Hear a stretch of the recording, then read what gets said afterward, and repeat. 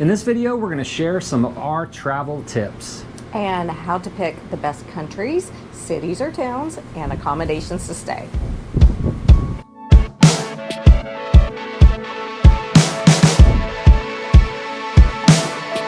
Hey everybody, I'm Sean. And I'm Deb. And welcome back to the channel. So when we're doing all this traveling, whether it's for visiting places that we might choose to see if we can digital nomad to, or places that we actually are going to stay for 30 or 60 days, a lot of people ask us, how do we find these places? How do we choose them? And then more importantly, how do we pick the places that we're going to stay? And the answer is Deb. She loves this stuff. She plans all of the itineraries that we do. I'm more of the filming and camera and writing blog posts kind of person. But Deb finds them and really does a whole ton of research. So we thought it would be good if you would share some of your tips with them about how you find places to go and places to stay. Mm-hmm. So in the past, when we've done some more vacation-like things, we've definitely done more with hotels. So like booking.com and hotels.com. And even for those two, if you like those sites, sometimes it's just best to like Google, if going to Ireland, is it better to use booking or hotels? Because different locations kind of use a little bit more. And some of them have rewards programs, right? Where yes. you can. Hotels.com does have a rewards program. But for next year, because I've been spending a lot of time planning next year, and we're planning on staying places for longer. So we're looking more at the 30 to 60 day marks. And for that, we're actually looking more at Airbnb, which is what we specifically have been using. And we've had good experience with Airbnbs in the US as we traveled around. So a lot of this video will be focused on the Airbnb aspect. However, first, if you haven't already seen our video on why South America, check that out. There's a lot of good reasons in there why we chose South America for our first year abroad. And so we're going to kind of just already assume, okay, we've already picked the continent, we're going to South America, and then where do we go from there? So, South America, which countries to visit, where should you go? All questions I asked a lot.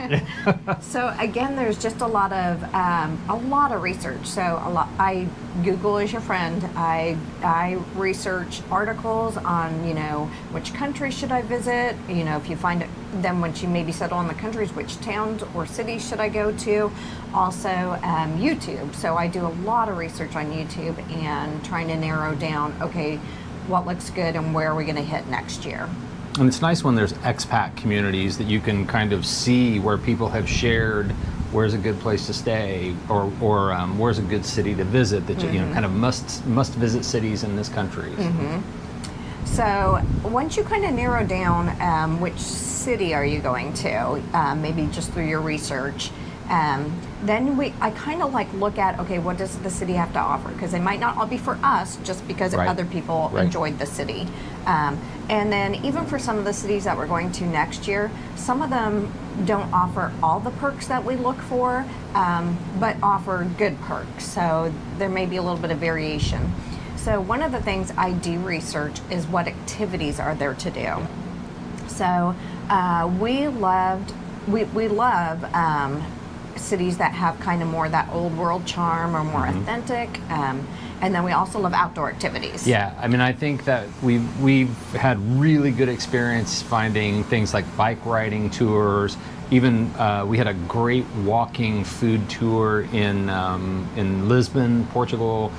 So we like cities where it's easy to be able to get around and do the things. So besides YouTube and Google, when researching what is there to do, I quite often use Viator. So I research on Viator, what excursions are offered. It doesn't mean I'm going to necessarily book the excursion through Viator, but it gives me an idea of what's available. Because sometimes you'll find an excursion and it's something you can take a bus yourself out to or whatnot. We did that in Cuenca. So there were Viator excursions that went up to the shrine, the church that was up in the hills. But then we found, we could just hop on the open air, hop on, hop off bus and be able to ride right up there ourselves. So, and didn't require any, it was just a little bit of extra cost. Now, some tours are worth the money if you want to pay for a guide, and for example, a food tour. So Yes. the food tour, it's designed to be, by somebody professional and who knows the area, and they're going to take you to maybe local places you might want to go back to again on your own and trying local food. So I do enjoy that. I think that Yeah. for that, We'll be doing and a for- video on our Portugal, when we do Lisbon, we'll be including our food tour there. But if you haven't checked out our Medellin, Colombia food tour, that was a great experience.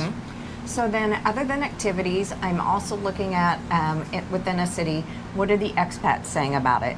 Where are the expats staying in the city? What are their experiences? Obviously, safety, all that concern, you want to make sure everything's good. So checking out the expat communities, Yeah. ideas on what to do and where to stay. And then the other thing too is, I don't always do this in the right order necessarily, but when I'm on Airbnb, sometimes I'm just saving a bunch of properties that I'm going to look at. Typically for us, it's going to be an apartment or a condo, not necessarily a standalone. It's just your preference.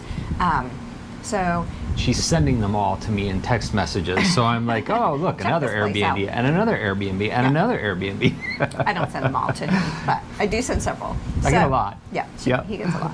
So, but the other thing you can research, and again, just through Google, or I found a couple of good videos on places in YouTube. Sometimes you just have to sort through them, because some of them are better detailed than others.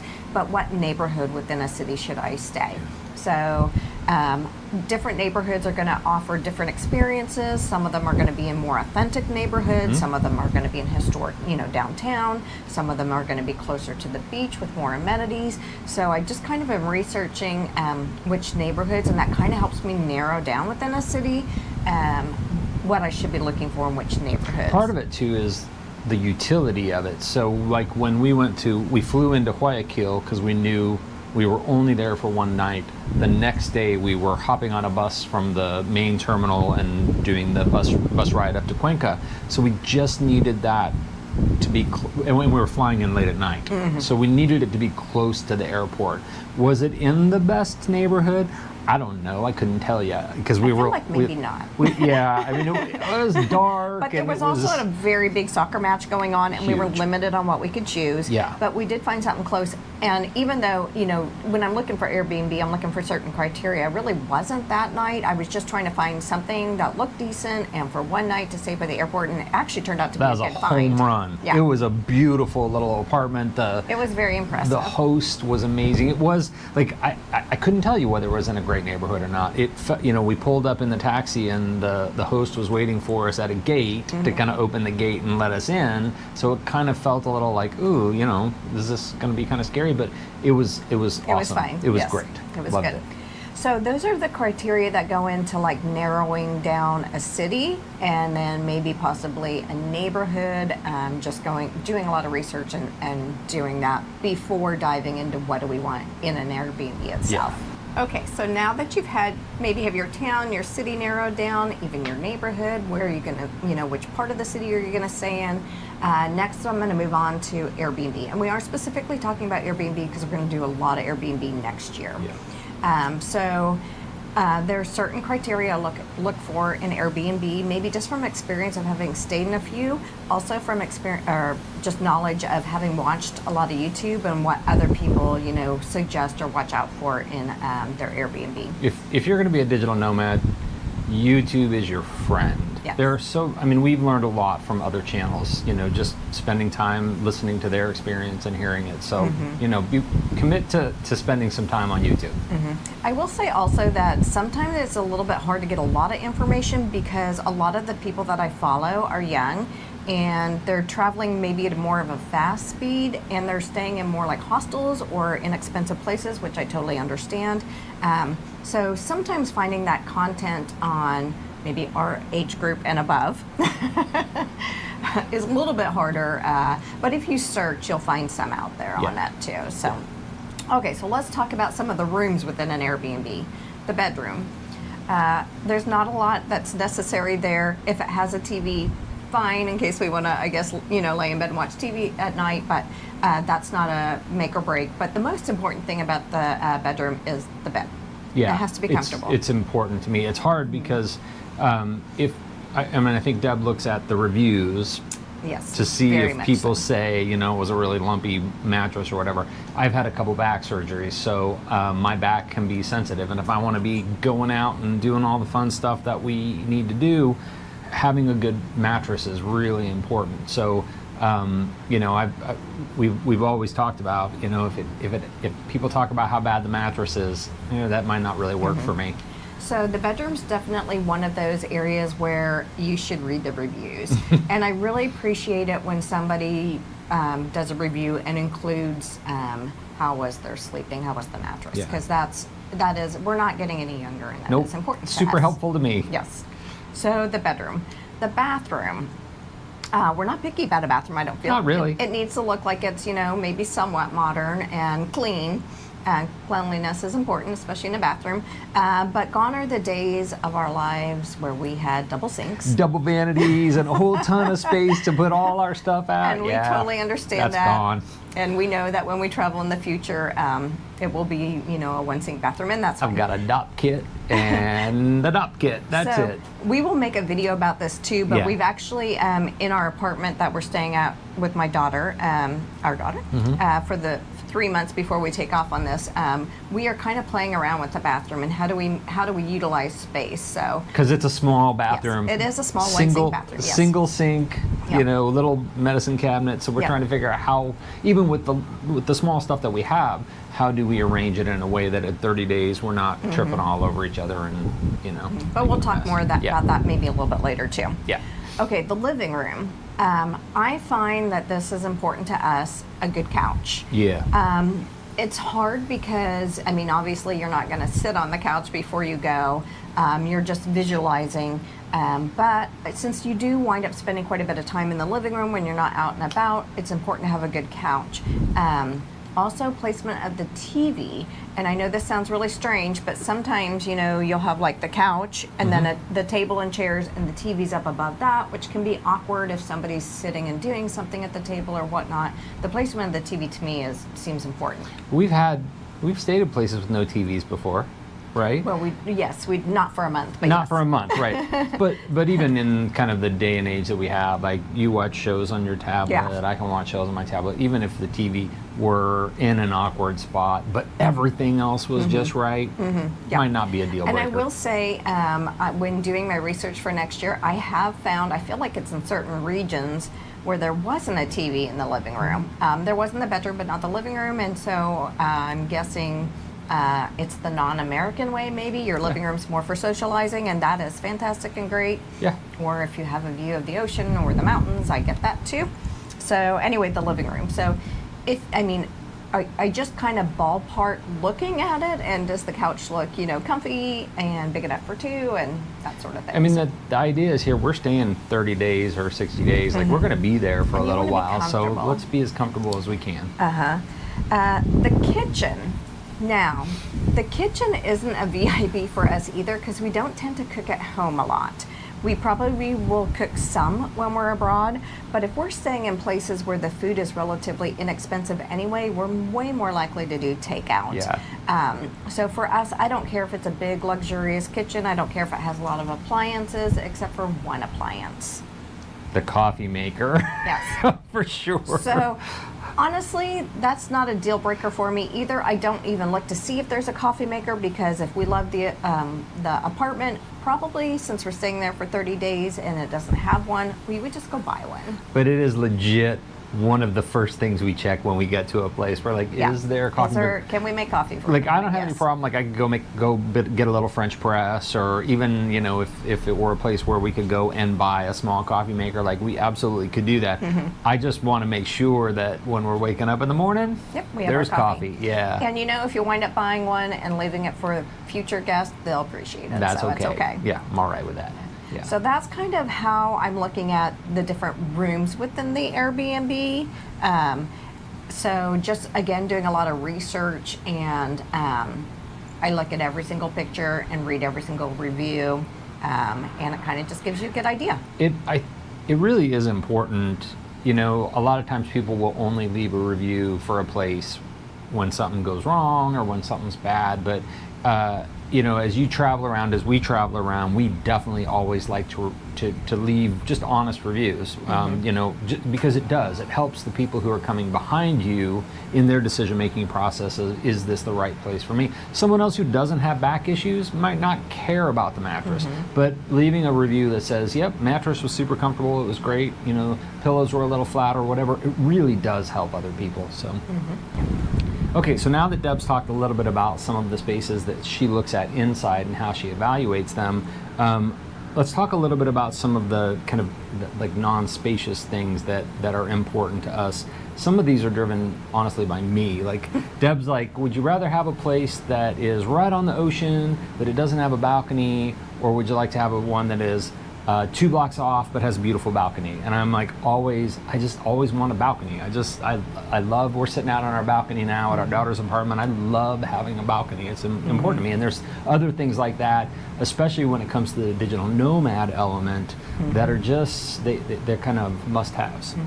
Yeah, the balcony actually I feel like is pretty important. I generally won't save a property if it doesn't have a balcony unless the property itself is just amazing. Like if it's an amazing apartment, then I'll save it. I mean, I'm going to pick in it, but the balcony is important. We do like our outdoor time.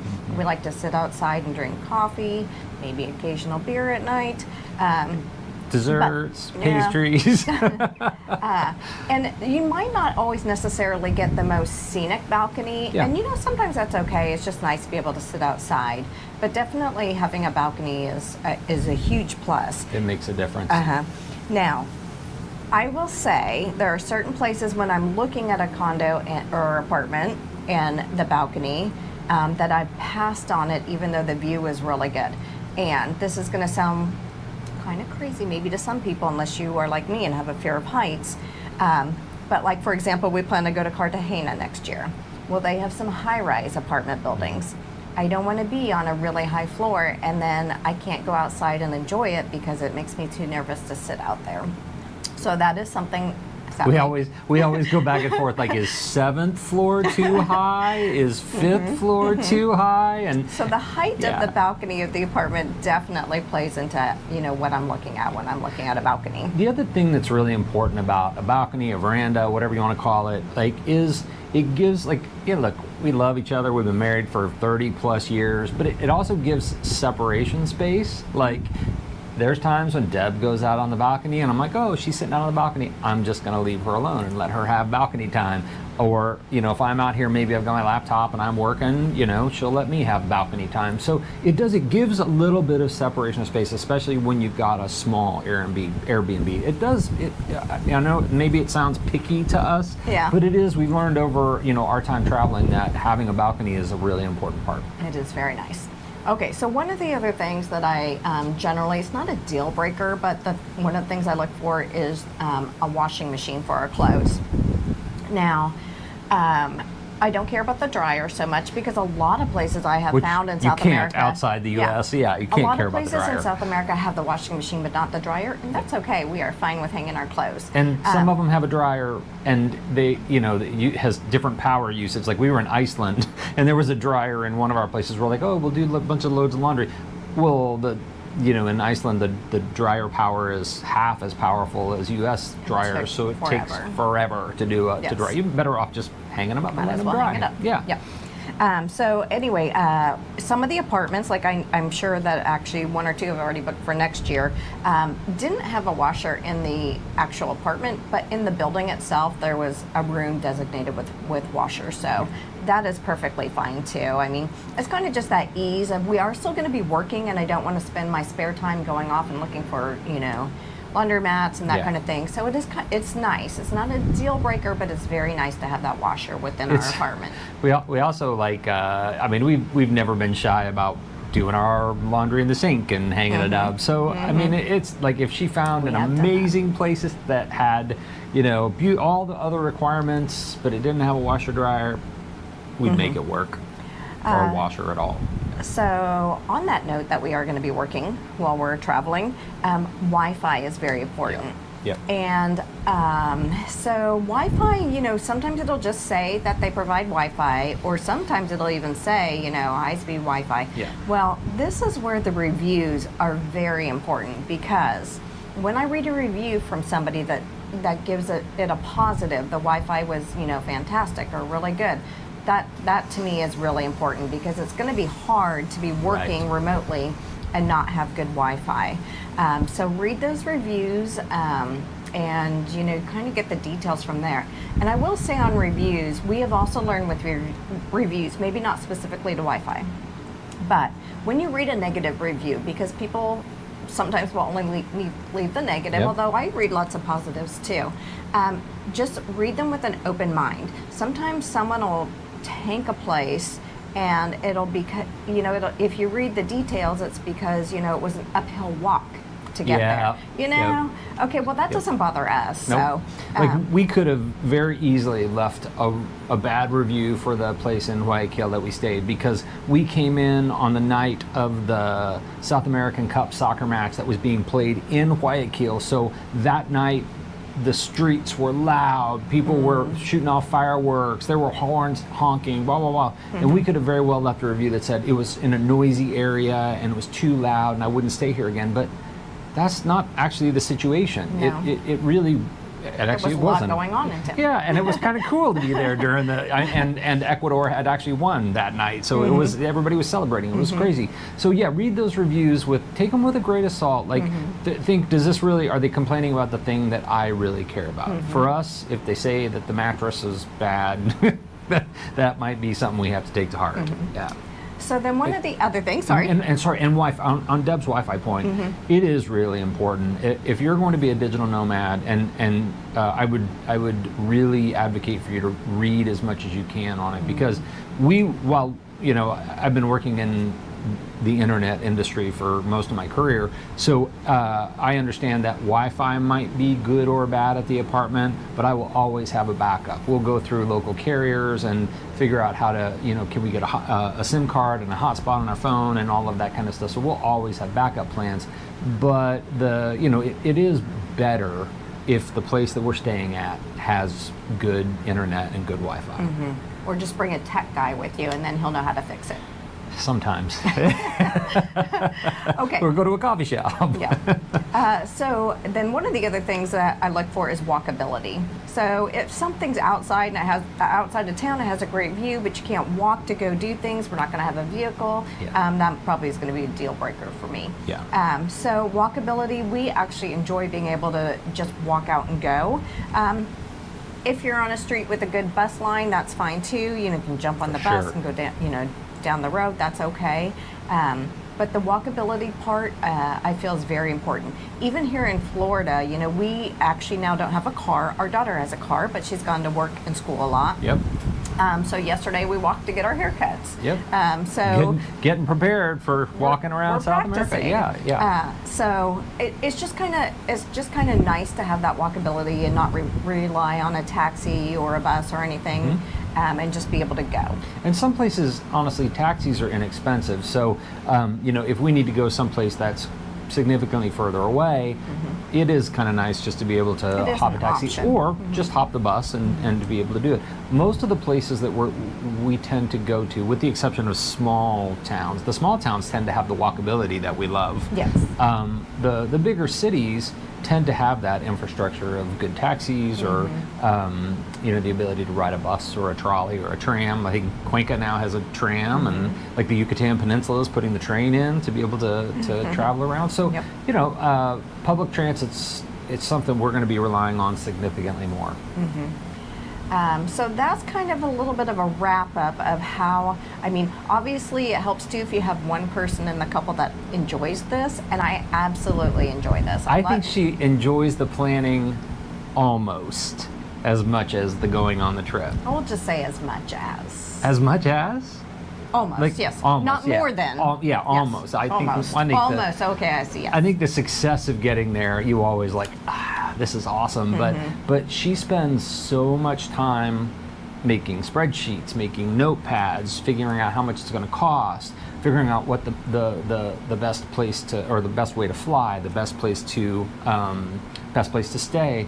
And it's nice for me because I really don't enjoy that part of it very much. So now I ask a million questions and she asks me a million questions in the planning process. So it is, I feel like it's a very collaborative process, but she definitely knocks it out of the park. I do enjoy it.